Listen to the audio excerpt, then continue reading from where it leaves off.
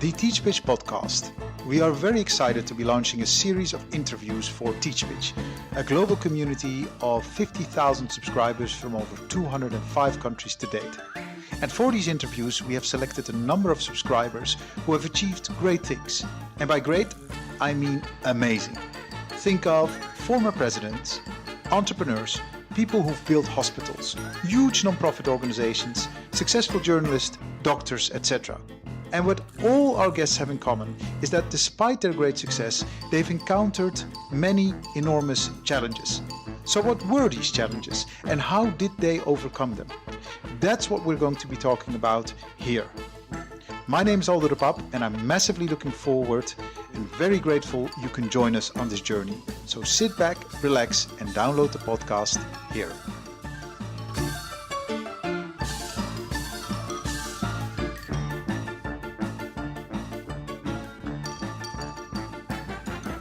It's about the bigger picture here, right? Yeah. It's about true sustainability, really thinking about where we're going to be beyond our lifetime. And also, as you say on your website, genuinely appreciating what beauty is. Not just pushing out the next thing because it is the next thing. Because that's very often what you see. It's like, oh, here's the next thing. Is it better? No. Is it more beautiful? No. But it's the next thing. Yeah. You see all these huge show productions right now, and they're getting crazier and crazier and more and like in different places. And, and every time I feel it's to hide the lack of creativity in the clothes or the lack of love for the clothes. I understand, because if you make 6 or 10 collections a year, they cannot all be brilliant. In this episode, I speak to my highly creative guest about his lifelong challenge of staying true to himself and his own beliefs. We speak about what it is like to go against the big commercial streams in fashion and introduce a brand new, genuinely sustainable concept in haute couture. Lastly, we talk about the fantasy powers of social media, creating a reality sometimes far away of life on Earth. Enjoy this interview with fashion designer Ronald van der Kemp.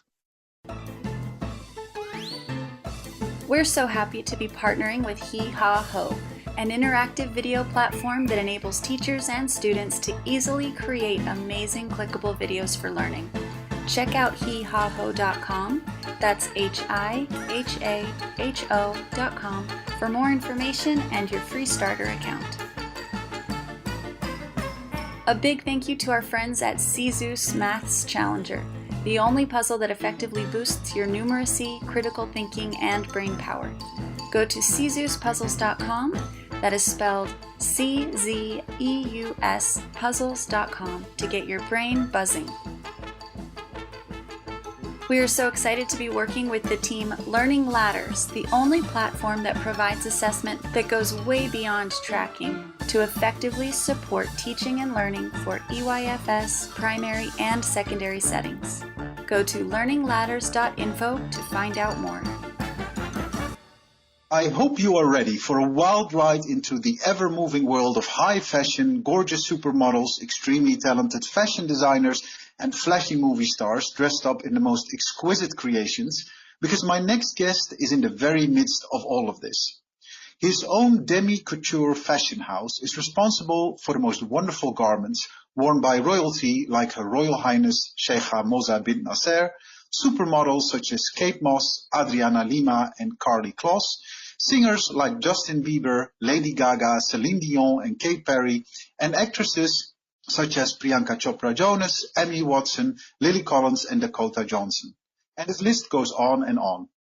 Ronald van der Kemp worked for over 25 years as a designer and creative director for high-end international luxury brands such as Bill Blass, Celine with Michael Kors, Guy Laroche, and Barney's New York before starting RVDK, a label under his own name, in August 2014. RVDK is on a mission to show the world that ethical fashion can be glamorous and exciting, and profoundly believes that a form of art can change behavior, which leads to a bigger change in the industry. The world is full of beautiful things, and we can't see it anymore, because we're too busy to consider them or too rookie to appreciate them, is an RVDK observation prominently featured on the label's website. The vision and mission of RVDK is not just a hollow slogan, as this designer ensures that 95% of the material used for his designs already exists. With that, RVDK is the very first sustainable couture brand in the world, and Ronald, the very first green pioneer haute couture designer on the globe. In an interview with the French Fédération de la Haute Couture et de la Mode, Ronald states that RVDK is trying to reinvent the notion of couture. We're not really a couture house, but more a movement that is trying to change things in the world, says Ronald. We want to work with companies and customers who want to be different, who have a point of view and a strength that wants to exude what they are about. We all need to think differently. This is what I'm looking for. So much to talk about with this world-famous sustainable designer who is on a mission to design clothes with a soul. Ronald, a very warm welcome to you. Thank you very much. I'm glad to be here. I was so happy you said yes to this interview because I see your name everywhere on social media, lots of buzz going on around your wonderful brand, and really amazing that we can get to talk to each other. Full disclosure before we start this interview, I am wearing Stella McCartney today, so I'm wearing this little jacket. I'm saying that, full disclosure, because it's the one, I believe, high fashion item that I possess. And I never get the occasion to mention that I'm wearing it. And I thought I need to dress for the occasion when I'm speaking to someone with your stature. If I would have had an RVDK item, of course I would have worn that, but hopefully soon. Well, thanks for the effort. And then another thing, Ronald, I read on your Wikipedia page, and this must be fake news, that you are 57 years old. And there must be something with my filter here, because I'm not looking at a 57-year-old man. You look mid-30s at max. Well, thank you. For me, it's not about age, that's for sure. You know, I feel like age has become less and less important in this world because young people want to look older and old people want to look younger. So it's all mixed up, and sometimes you don't even know what you're looking at anymore. So I don't know. There seems to be such a focus on age, and I think right now the focus should be somewhere else. That's more important things in life. Most definitely. And this is just my own vanity is kind of when I look at people who've just been, successful and who've paved the ways in certain ways, then I kind of am always curious about their age for some reason. So that's my own, I give it away by telling that I've worked in the industry for 25 years and I have my own brand now for 7 years. So if you can calculate a little bit, then you can figure out, that gives it away already. Yeah. Oh, no, 100%. And I hope you don't take offense. It was just something that I was like, there's no way you were 50. Thanks for the compliment. And then, so we're speaking to each other at a very crucial time. COP26 is going on in Glasgow. The environment and the efforts we need to do to conserve the environment and to preserve nature are at a high point. People are being asked to focus all around, to do the most of it.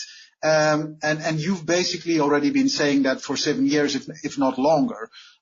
What does it do to you when you see these conferences like COP26 going on? And what would be your message to such conferences and to such, world leaders coming together from a fashion angle? Well, I'm really happy to see these conferences actually happening. The longer I work on this subject, or that I'm sort of interested in the subject, the more important it seems to get and the more pressing it seems to get. So there really needs to be major change. And the problem is that we all have to do it together, but there's so many things involved. I mean, there's companies who want to make profits involved, and there's us human beings, and everybody has their own role in this. And I think we all need to really start to understand what is really happening around us. And I think these kind of conferences put spotlight on it again, that there is a real urgency to change. And because I was hoping during the COVID lockdowns everywhere that people would really realize that we had to take a step back and that we needed to calm down and that we cannot grow because, it's simply impossible to keep growing. Nature itself grows, but it also, there's also moments where it's calm. But as humans, we want to keep growing. And I think these kind of conferences put a spotlight on the fact that it's impossible and that we need to change something, and hopefully, real impactful decisions will be made this time, that things are actually really changing. I mean, I always have hope, but I also have a little bit of despair in there. It's a double-edged sword for me as well, because I see so many people come together. This is the, COP26, meaning there have already been 25 of these. So you're thinking, okay, what's more to discuss? But I think this one is also the first one after the pandemic. And I think during the pandemic, a lot of people became aware of the urgency in all of this. So hopefully... I think a lot of people became aware of the urgency. But then when I look at the world that I'm living in, the fashion world, I think the moment things started to go down to normal, people are going back to their old ways immediately, and +1, or times 1,000, it feels like people were so hungry to do things again and to be hedonistic and to earn money and to do everything that was not possible during this period, that people were doing even things worse than they did before the pandemic. And this is what I'm seeing in the fashion world, this is what worries me more than anything else. There's been a lot of talk about sustainability and about the need for change.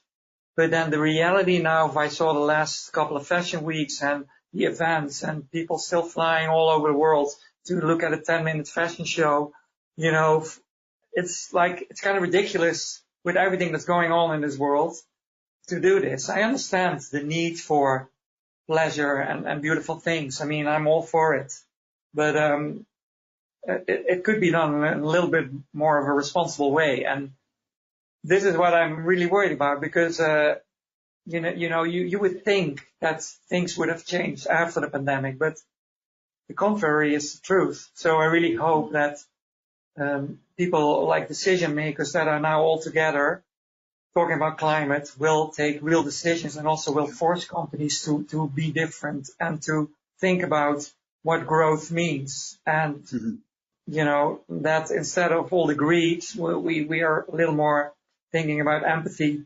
for the world and for the people around us. I think that makes everybody much happier than having more and more products and clothes around you. I think if you're, you do good, you feel much better than, if you buy everything that you want to do, I mean, I think this is the message in this world right now. We also saw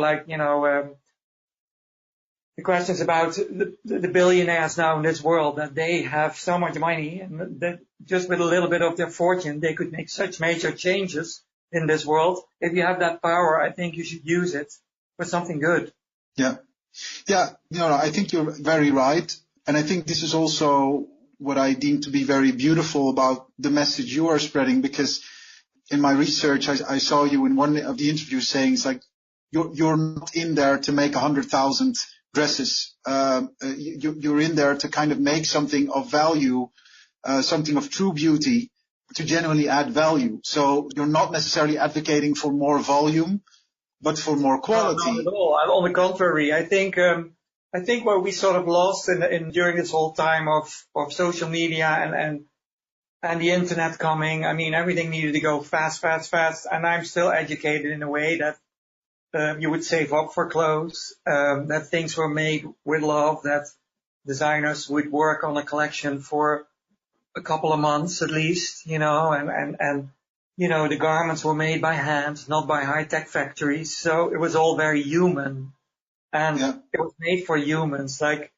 people sort of had an attachment to their clothes as well. Mm-hmm. They built wardrobes, which is a very different thing than now, like buying clothes for a moment and then it becomes sort of almost disposable. So the whole notion of what clothes are has become very, very different. And I just want to give people the love back for clothes. I mean, for me, the defining moment was when I was in New York and, you see all these flagship stores and the most beautiful, windows and displays and everything. But all the clothes that I saw all day, like, they sort of didn't get to me. And what got to me were clothes that I found in a secondhand store that sold old couture pieces, because they sort of had a life. When you see them up close, you feel that somebody worn them even, but they're still timeless and they're still beautiful and they still last. And it's very different from what I saw in the stores. Even those clothes were maybe perfectly made, they sort of lacked that person in there or something, or that love or that human hand. And I think that's what I want to do with my clothes, that people think about it a different way. And not only that, with the clothes, I think more importantly, I want to give a message to even the people that cannot afford clothes that I make, because they are very expensive because of the way they're made. But I just also want to inspire young girls out there to think differently about dressing up and about how they build a wardrobe around themselves and about their personalities and about their eccentricities. And I think if you have a relationship to clothes that way, I think you're not going to buy fast fashion. You're not going to see clothes as a disposable project. I think you'll build it around your personality. And I think if we start thinking differently, then that would help an enormous thing already in the world today, because the fashion industry itself is like one of the most polluting industries in the world. So there's a lot of work to do there. The brands have a responsibility there to teach people to think differently about the clothes, and not that you need to have something new every day. I mean, It reminds me a bit of also this movement. I believe Ariana Huffington is very big in it, and Tiffany Haddish. They try to wear, the dress they like very much to multiple events, right? To multiple red carpet events, and they basically say, I feel happy in this dress, I look good in it, so I'm going to reuse it. There's no point in just wearing one dress per occasion, because that's just waste. What's the other occasion you're going to wear this dress, right? Yeah. I think there has been a change in the past years, like past 2 years, 3 years. Well, because of all the Black Lives Matter, because of diversity and everything, that personality and who you are have become a lot more important, because I think once you know that, then you behave differently and you can start to build around your personality. Yeah, it's for an evening dress, but it's also for what you wear in daily life. If you have a wardrobe with many different pieces, you can combine them in different ways, and you can get inspired by maybe the big brands to wear things in a different way, because that's, I think, what we need to do. I mean, my example of that was that during COVID, we did a so-called fashion show in an empty hotel where we dressed all the girls in couture from the past 10 wardrobes that we had done. And we made masks to go with the dresses. And they all came out on the balconies wearing these dresses with a white flag. But the idea was that these are not new dresses. These were dresses that have been worn even by stars before or whatever. But we put them in a different context. This was also for me to show the fashion world to surrender to sustainability, hence the white flags. But it was also an idea to tell you, like, if you do a show, you don't always have to give them new clothes. You can also use clothes that you've shown before, put them in a different context, style them differently, inspire people to do that same thing at home. Because if you have a good trench coat, why making the same trench coat again, putting the old one on sale? This is what all the big brands are doing. By just changing the detail, the old trench coat becomes obsolete and they need to mark it down, and then in worst case, when they don't mark it down, they need to burn it or make it disappear. Yeah. I think if you have a good trench coat, you can keep it for life. You need to buy a new one every season. So, that idea needs to change. My idea was like during COVID, like, okay, this is a show with everything that was already there. Like the clothes were already there. They were made from fabrics that were already there. And it was a statement to show that you don't need to reinvent the wheel every time, Yeah. And I think that's beautifully done and so well executed as well. I think it's a good wake-up call to people, and also visualizes what you have in mind. Like the sustainable angle is basically, it's first, but it's also last, because you do not see it from the clothes. The clothes are glamorous. The clothes represent fashion. Yeah, because when you think about sustainability, I mean, now it has changed, thank God. And I think part of the reason is the way we handled it is, but when we started it, sustainability was about sort of like grayish, like mud colors and hairy armpits, I say, like, unflattering clothes, not sexy.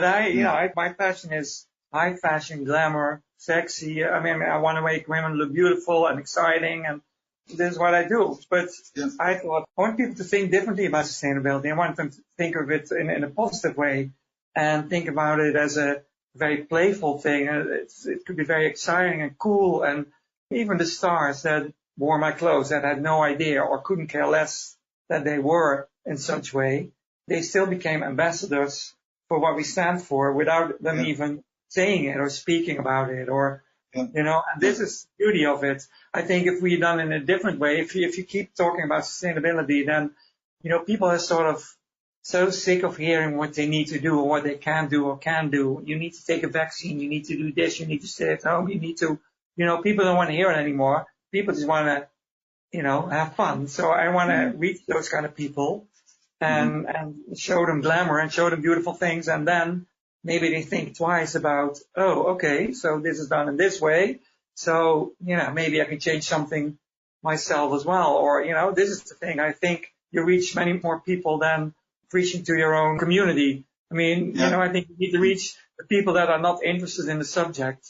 So, for example, if I dress Gigi Hadid or Kendall Jenner, you don't think about sustainability in the first place. And the girls that follow her don't either. But if they're wearing my clothes, the girls might wake up and think like, hey.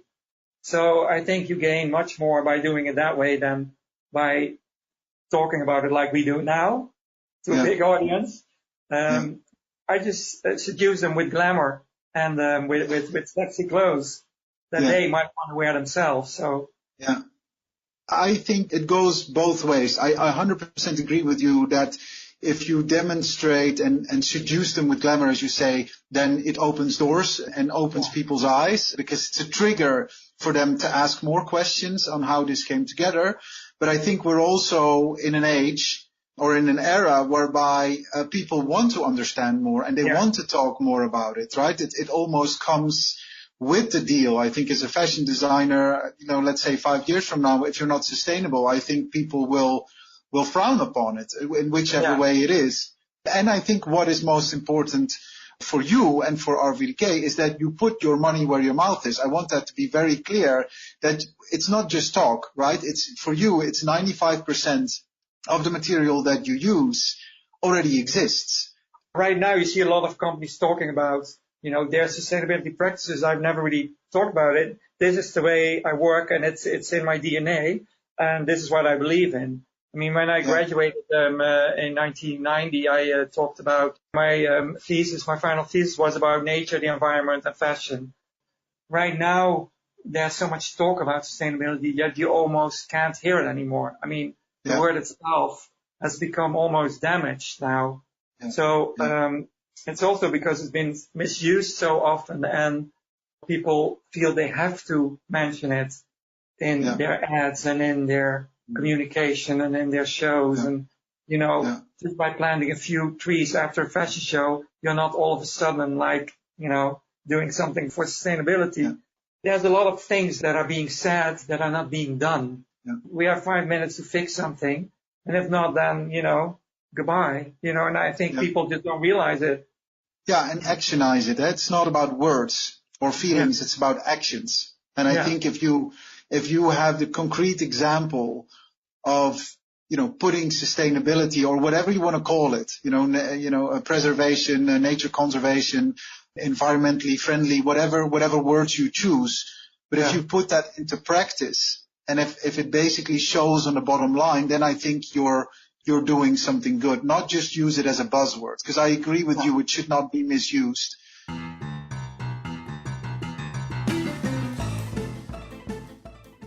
I'm going to go to your first challenge. You say as your, on your 25 years career path in fashion, you basically indicated as your first challenge that at times it was difficult for you to stay true to yourself and your own beliefs. Could you talk a little bit more about it? It's been a constant fight between, who I am and what I was working for. I mean, in the beginning, first I worked in New York, I worked in Paris, I worked in Milan. I've seen many different type of companies and worked with different CEOs and very different situations. And every time you need to adapt. So your own beliefs, sometimes you really need to put them aside. But at one point, I think after 25 years seeing that and seeing more and more how it was going against my person, this is why I started what I do now. I thought, okay, if I want to do something in life, then I need to stop this and I need to step out of it and do something what I really believe in myself and hopefully set a positive example. And, I also wanted to be as creative as I wanted to be.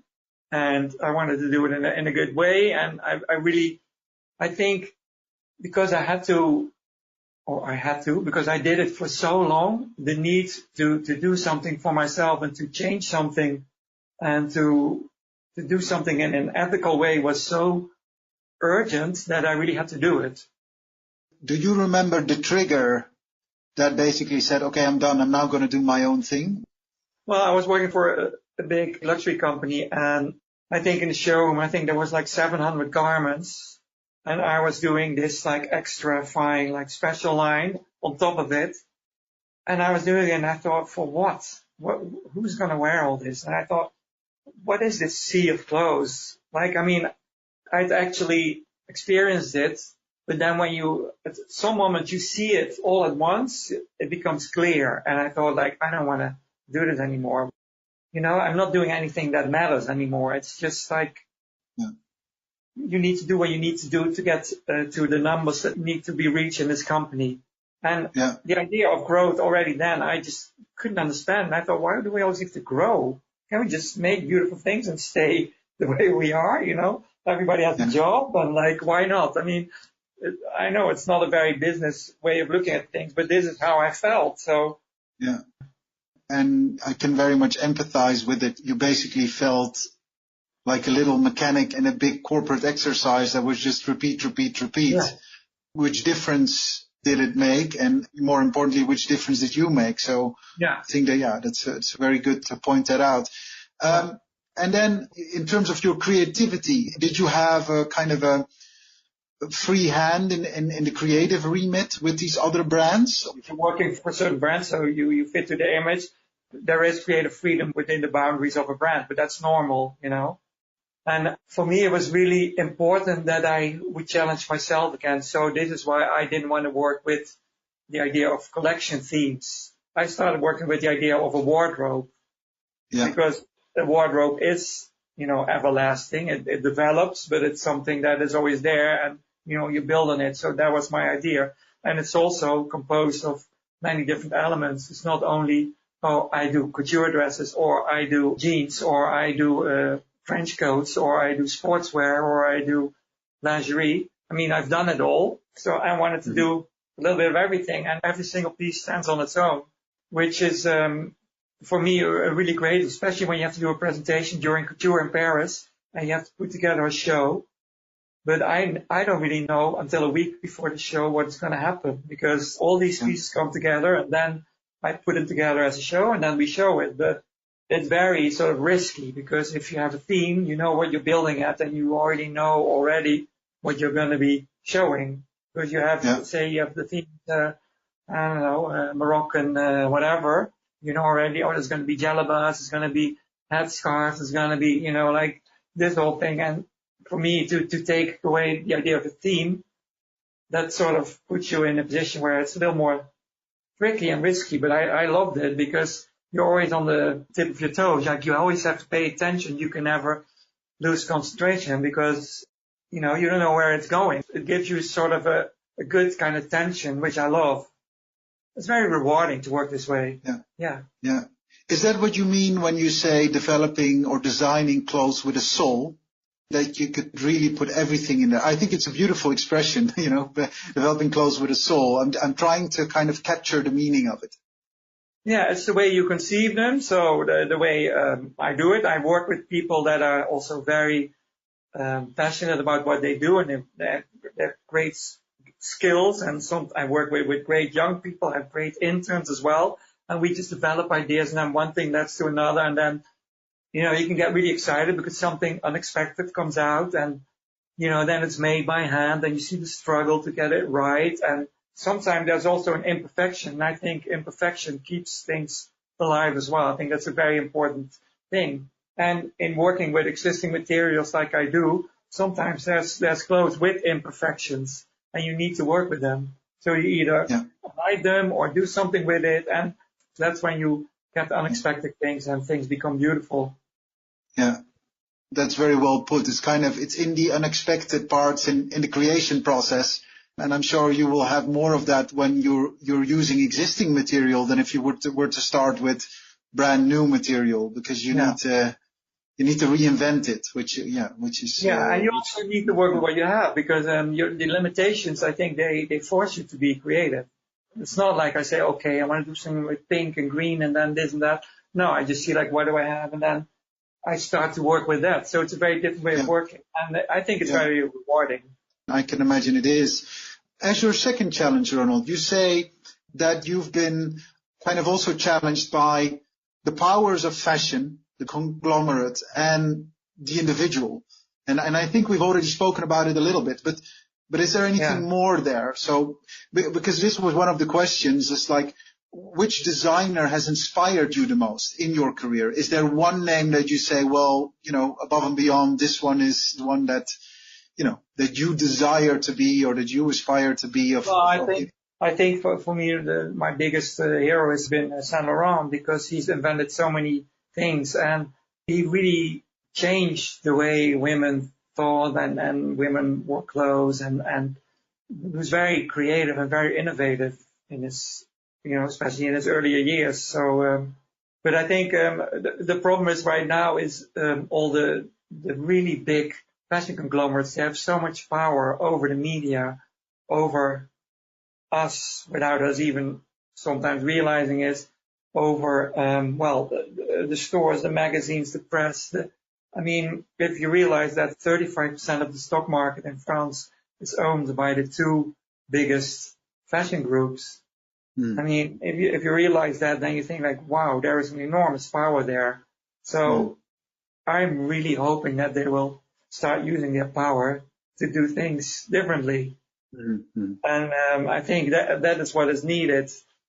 The problem is that it's very difficult not to get caught up in that whole big machine, because say you've just graduated and you're a talented designer and you think like, oh, I want to start my business, and then you think like, oh, okay, there's all these awards that you can win, but then you go for this award and then the award is like, oh, you get the training how to do this, how to do that from one of the big conglomerates. Then I think, okay, before you know, they're caught up in the system.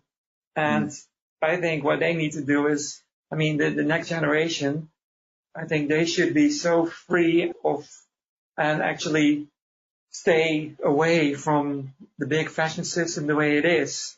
I think they should develop their own plan on their own before they go out there and really, because we need newness. We need this whole system to change. I try, but I'm old school, this is where I come from. And this is why I love doing workshops and I teach at various colleges throughout the world, just to get my message across and also to hopefully trigger something in them. And because I want people to stand up and be, there needs to be a revolution, Yeah. And they need to come from the young designers and from the new creatives. And right now also, I think fashion and art and design is all mixed up. It's no longer just a fashion designer. It's much more than that. So I think it's like how you can, make people think differently and try to do things positively. With all the awareness now about the climate, about diversity, all the ethics that are going on right now, people start to think differently, but there also needs to be a different system. And it's so difficult when there is such a big, huge, colossal system in place that doesn't want to change and that is holding on to their values and their greed and their money-making businesses. It's very, very difficult to go against it. I experienced that firsthand. Even like when we dress the stars, like we're very lucky that we actually do get to dress the stars. We don't have an atelier just making clothes for celebrities. They just happen to like our clothes because they're different than from the big brands, and that's why they wear them. But we don't have the power and the stylists. We cannot pamper them with gifts and beautiful trips and big fashion shows. We have to do it with what we are and with the clothes. And hopefully that they go for it. So this is always a challenge that you have as a very small independent brand. Next to all the big, I feel like sometimes like a little dog, like barking at like a huge mammoth that's, sort of ready to step its feet on your, Yeah, on your little endeavor. But I think you're doing a lot more than that. It's not just barking because, time and again, these big names are choosing your brand and also are very publicly speaking about it and, expressing how proud they are of wearing one of your creations. And even as a small independent brand, you manage to basically to make that difference. So it's never ending because every time I look at your Instagram, there's a new one or a new celebrity or someone who's doing something with it. So you're definitely on to something. The moment we did our show during the pandemic, everybody was quiet. There was no big fashion shows. All the big brands didn't know what to do. They didn't know how to react, to respond. And that was a moment for us. We could do it because we were there. We were the only one doing something. I think right now you see it's very, very difficult for a small brand like us to sort of even get attention in this world the way it is now, because everybody's like been locked up and all the brands, they have had so many things they want to show and bring and make money and so everything is so over the top. Like when you look at the last shows in Paris, they were so over the top and there was so much, there was more and more and more. There was more parties than ever, trying to get everybody's attention. So it's not a time to be quiet. And I'm more about the quiet voice, and hopefully, you'll get through. But it's a very difficult, it's a real challenge. And I think what I said before, I think for me, it's not so much about me. It's also about all these young people, these really talented people. I want them to get a place, but I want them to do their own thing. I don't want them to be, taken away by these big brands again. Definitely.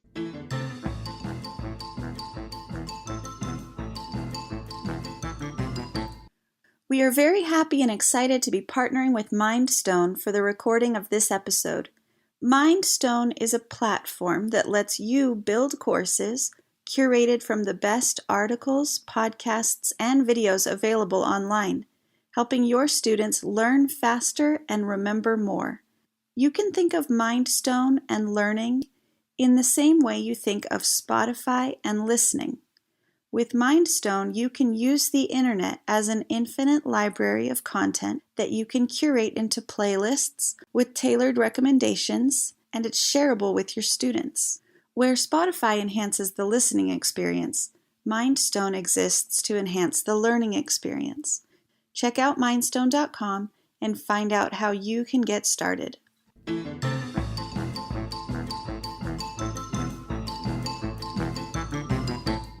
One of the things that I've also seen, you did a talk for students in the Netherlands, a college tour, which also focused on the environment. And you spoke a lot about collaboration and that you would be very keen to collaborate with more brands and people to basically get this sustainability vision further off the ground, which I thought was so interesting. That is basically not about trying to put your own brand and name continuously out there, but basically looking at the bigger message for haute couture, for fashion, and kind of see how you bring those things together. I think undoubtedly with authentic voices, but also I can imagine with big brand names if possible. Am I correct? Oh yeah, definitely. Yeah, I think, I'm not interested to become a big brand myself, to be honest. It might be weird to say I just want to do my thing and be able to spread my message and show my creativity and try to, to get people to think differently. But I think I'm very interested in working with other brands. For example, we're now working with a company, or with a few companies actually. One company collects all the textile trash in Amsterdam, which is one of the biggest cities problems right now because people throw away so many clothes and even unworn. And then I work with a company that makes felt out of the trash, because usually the quality of the clothes is not so good, especially with fast fashion. So, to do something with it is very difficult. So they make felt, but we're now in a process to try and find ways, to make that a fashionable product, to make it an exciting product. So we already did that during our last 2 Couture presentations. I made a corset out of felt that is usually used, for soundproof walls and stuff. But I made a molded corset in felt, and when Stefani wore it, and so all of a sudden it was a cool thing. But I would do it with an outside company, and they produce it, and everything is done by them. I want to help them to gain a different audience, and also for people to think differently again. I mean, I'm also in talks with a big car company that's interested maybe me to do something with the interiors or with the leftovers that they have from their car interiors, to do something with it. And so I have constant conversations with a lot of companies. Of course, people are interested in the story. It's kind of difficult usually to make it into a real project, There's a challenge that I have, but we're getting there, and we're talking to many different parties to make change, because I want to scale, but I don't want to do it myself. Yeah. I don't want to be the one scaling myself, but I want to scale with other people, but with a responsible circular product. Yeah. Well, more power to you. And I do understand your challenge of there's the idea of doing it, and then there's the execution, right? But it's good that you're all sniffing around and kind of, start a conversation, and that then beautiful things come out of it. Again, more power to you, that people see, wow, here's what you can do. And I think that's a very unique way of demonstrating what you're all about. And what I also like about your thinking is that, it's not about the next thing and kind of our own egos, and it's about the bigger picture here, right? Yeah. It's about true sustainability, really thinking about where we're going to be beyond our lifetime. And also, as you say on your website, genuinely appreciating what beauty is. Not just pushing out the next thing because it is the next thing, because that's very often what you see. It's like, oh, here's the next thing. Is it better? No. Is it more beautiful? No, but it's the next thing. And that's what we're information addicts. That's what we're after. Yeah. You see all these huge show productions right now, and they're getting crazier and crazier and more, and like in different places. And, and every time I feel it's to hide the lack of creativity in the clothes, or the lack of love for the clothes. I understand, because if you make 6 or 10 collections a year, they cannot all be brilliant.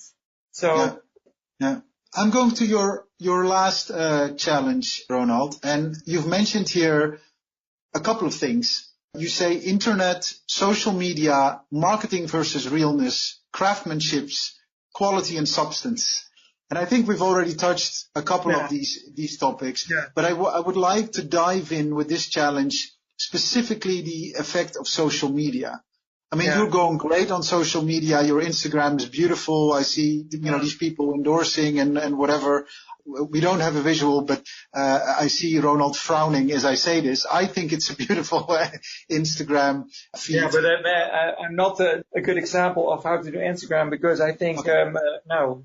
The problem, what I saw with the internet, with social media, is that, that everything needed to be fast. And, the superficialness of it all was like, girls using Instagram filters. And then the idea came, of course, this is why all the new beauty companies, not the old school ones, but the new beauty companies are all of a sudden bigger than the old ones, because they got the idea, okay, well, those filters, we need to do them in real life. So all the girls needed to get all the shading and the makeup and the this and the that to look like their Instagram picture. And, I come from, my first job was at Bill Blass, and at Bill Blass, there was all these women, and they had real personality. There were all these couture clients, and you had Jessie Norman, the opera singer. You had Nan Kemp. No, you had even Nancy Reagan, Liza Minnelli. All these characters, and they weren't necessarily beautiful, but they all had a real developed personality and a style. And for me, that always stayed with me. So when I saw this whole thing happen with all the filters and the Kim Kardashians of this world, where everything is so uptight and almost, fake. It's very hard to be that in real life. It's exhausting. You cannot be yourself. And I think why do you wipe away your personality? I think you should, wipe away the filters and show your personality and enlarge that part. And I think you started to see that happening now with the whole diversity conversation that's thankfully happened. I mean, I always say, like, when I looked at the Saint Laurent shows, for example, he always had all nationalities, all races in his shows.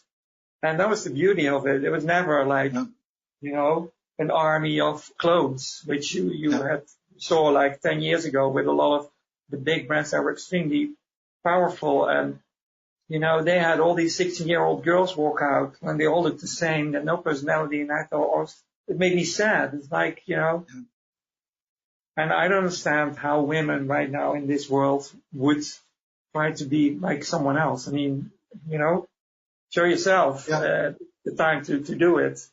So I think realness is very important, and it's the same for the clothes. This is what I say. Like, it's not, a lot of clothes are now made for the effects, like it's a lot of fabric, a lot of volume, and then you take a picture far away, and then everybody's like, wow, did you see that show? And then I think, but who's going to wear that dress in real life? Or who's going to, like, I always want to see it on real women. I think that's when things come alive. And so for me, realness is very important. And I think couture is really about realness because everything's done by hand. Because I've seen it that I went to, a big party with people wearing really couture, and like that I saw the dresses close up and I was like, oh God, this is that dress that I thought was so great. But in real life, you realize it's not so great. It's not what you think you see. This is what is for me a little bit wrong with the world. I think a lot of people are seeing that now. So thank God things are changing. But I think realness is very important in terms of everything, Yeah. No, I mean, it reminds me of a comment that was made before. I think, I don't remember who said it, but the basic observation was social media is not a place. It's fiction, right? This is all a mosaic of impressions or snippets or moments or illusions that we're trying to project in a place that isn't there, right? And some people, they confuse one thing with the other because, and that is because it's gamified, because of the number of followers, because of so many things, the influence you can exercise. But people need to remember that it is not real. And I think that's something that if you have 1 million followers on social media, you might be very, very unhappy as a person, right? Those two things go together. 1 million followers on Instagram does not equal eternal happiness or health or wealth or whatever, because it's not a place. There's nothing happening there. It's an illusion. And the social media platforms are continuously selling this illusion, and we are kind of, tricked into it, thinking, because we're endorsed and it's endorphin, we get likes, we get shares, we get whatever. We choose to display the very, very best of ourselves, and even kind of the illusion of the best of ourselves. It's not even the best of ourselves. It's, and then we take it also further into like dating apps, or even like in family pictures, or like people start to like. And I think, come on, guys, you have to somewhat be yourself. No, who are you trying to sell? Yeah. Thank you so much, Ronald, for taking us through these challenges. I was curious about, because I'm still going to go there. I'm still a child, still a social media addict in a way, and I do apologize. But of all the celebrity endorsements and support you've gotten, is there one kind of person, actor, actress, singer that basically stood out that you really say, well, they really personify the brand? I don't know if she personified the brand, but I think one person really stood out for me is Celine Dion, because I think, well, her journey as an artist, but it's also, I've met her on several occasions, how she is as a person, the passion she has for her art, but also the passion she has for other people's art, and the respect she has for, that she has for me, for example, as a designer, and the support she gives, and also the fact that she actually buys the clothes, which is very, very rare with the stars. I think she's very true to herself. She is who she is. For me, she made the most impact. Yeah. Yeah.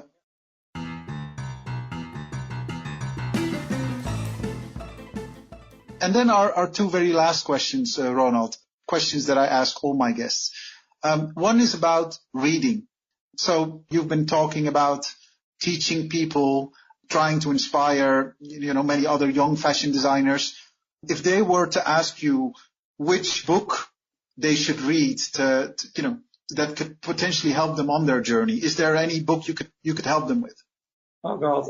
Well, I have to make a big admission here that I hardly read. The only thing I read is like newspapers, articles, and but books. I very rarely read books. I simply don't have the concentration, because there's no excuse to say like I don't have time to do it. It's like I find it really hard to concentrate. Every time I start a book, like I never finish it. I can only tell you the one book that made a big impression on me, but that has nothing to do, I think, or not much to do with what we talked about today, is the perfume from Patrick Suskind, which was, I thought, it really got to me, that book. I mean, I thought it was beautifully written and very interesting subject. So, yeah, I would recommend everybody to read that. But this question is definitely not something for me. Don't worry. I think it is. And we've had more guests saying that they're not really readers, but they then, for instance, refer to a website or a magazine that they like. So something that they basically say, hey, have a look at this if you want to get inspired. Well, Patrick Suskind does parfum. I think that's a very good recommendation. And we previously did an interview with a perfume maker, and then we also discussed that book in detail, specifically all the feelings you can associate with scent and stuff like that, which very much came across in that book. Yeah. And then the very last question, Ronald. Now let's turn the tables. This is the RVDK podcast. You are the host, so you're holding the microphone. Who would you like to interview? Who would be your guest on the podcast? I think Monsieur Arnaud, Bernard Arnault. Oh wow, yeah, okay. So I think I would, I would love to hear how he thinks, and I would love to find out what moves him and why he does things the way he does. Yeah. And for the listener, this Monsieur Arnault, he is the owner of the biggest fashion. corporate. The biggest fashion conglomerate. Yeah. And so he owns. Could you tell us very quickly which brands, for the listeners? Moet Chandon, NSC, and then there's Dior. Givenchy. Well, there's many. I can't name them all now, but there's many very, very influential fashion brands that are part of the group, and it's an enormous achievement to have done what he does. Yeah. But I also, like I said before, I think he also has an enormous power to change, and that would be a real interesting thing to talk about. Yeah, most definitely. I'd be very much open to listening. I will be your first listener if that interview ever comes together. And I'll keep you posted if we get Monsieur Arnault on our podcast, because we need to think big as well. I'm going to add one more question, Ronald, because I think it's so important. You, of course, have for many people, a dream job. I think there are many aspiring fashion designers who would like to achieve what you have achieved. Is there any advice that you could give them? So for a young Ronald van der Kemp 25 years ago, is there anything you would like to advise them or to pass along to them? I'll tell you, before I started my company 7 years ago, I said I got myself a coach, because I wanted to go back to like you said, the 25-year-old Ronald van der Kemp who just graduated from art school, and with a lot of passion and wanting to do things, and wanted to be true to myself. And I think, I've said this before, but I think that is the main thing. It's very important that you really believe it from the inside. Whatever you do, you need to really believe it from the inside, otherwise it's never going to work. So the fact that I got that coach was to get myself to realize, what do I really want? And that came out very clear. And then I was off and I was doing my thing. And well, that's how I started my brand. So it's really because this is what I really believed in. This is really what I wanted to do. And this is where my heart is. And that's why I keep going, because otherwise I would have stopped already 100 times. because it's very challenging. Yeah. It is a huge challenge every day, but I still love what I do, and it's this is why you can do it. So believe, really honestly feel it and really believe it. And would you also advise to get a coach? Well, it's good if you have somebody around you that knows you very well, that can push you a little bit. But yeah.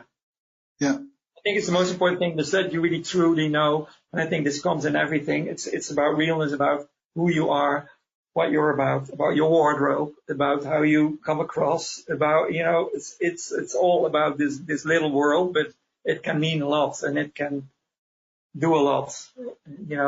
If you really understand what you're about and you can bring that to the outside world, I think that's when you're an accomplished human being. No. Ronald, thank you so very much for taking the time to talk to us. I've surely learned a lot about sustainability, but also about authenticity, about creativity and how to believe in yourself. And it's my sincere wish that our listeners will be inspired as well. I wish you nothing but the very, very best in the growth of RVDK. And undoubtedly, I will hear a lot more and see a lot more about this brand. It's been a very big honor to have you on this podcast. Ronald van der Kemp. Thank you very much. It was a great pleasure to be here. And I hope everybody has been inspired a little bit. I hope I can be a little bit of help to change this world for the better. And thank you very much for getting this opportunity.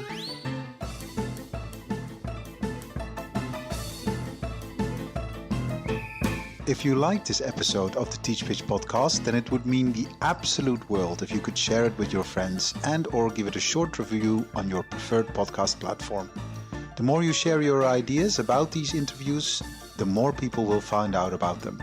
So do let us know what you think. We'd be very, very grateful. Special thanks to Kevin MacLeod for our beautiful theme music, Le Grand Chase. This podcast was produced and edited by Natalie Piles. Project coordination by Inva Cheney.